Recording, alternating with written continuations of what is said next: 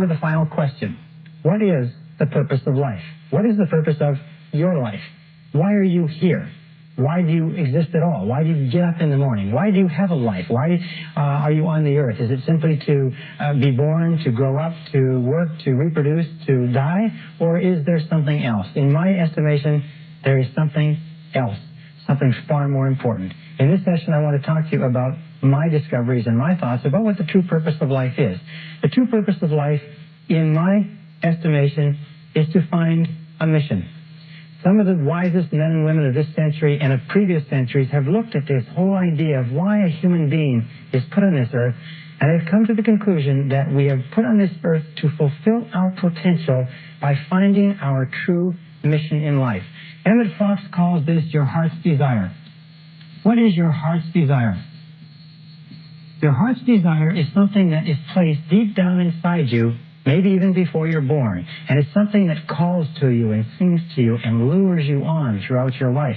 And the reason that we say that only 1 or 2 or 5 out of 100 people fulfill their potential in any given generation is because most people ignore the callings of this heart's desire. They push it aside. They ignore it. They pretend it isn't there. They get involved in bills and families and business and careers, and this tugs at them. Sometimes they don't get into it until later on in life. But every single person has the ability to establish for themselves a mission.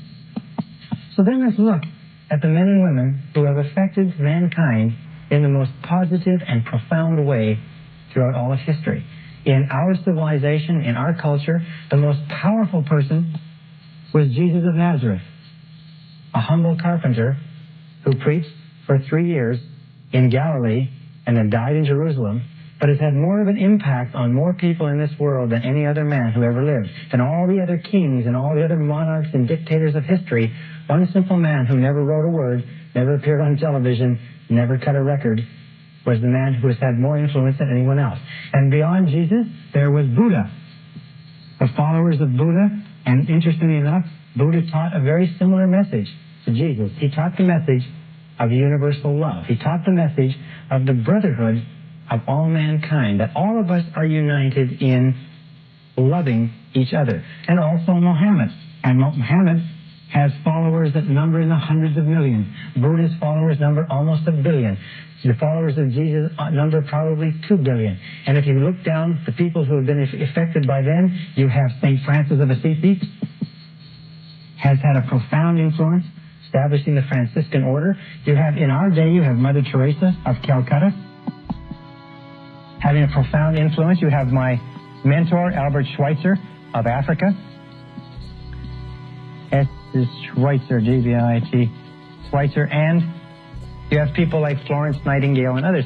What is the unifying theme of these people? A man named Ralph Waldo Trine wrote a wonderful book many years ago called What the Whole World's A-Seekin', what the whole world is looking for.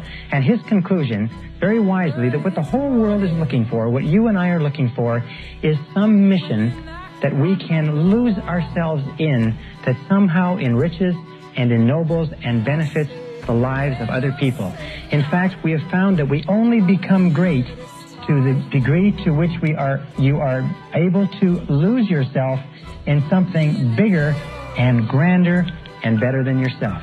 That's why selfish people, for instance, people who think only of themselves, are only to be pitied because they never have any joy or happiness or fulfillment. Now, Mother Teresa or Albert Schweitzer, some of these people, maybe they never made very much money, but the contribution that they made, the model that they set, the example that they set for us, has affected more people than perhaps all the people who made money throughout all of history. It's only when you find a mission in which you can lose yourself that you achieve true greatness in life.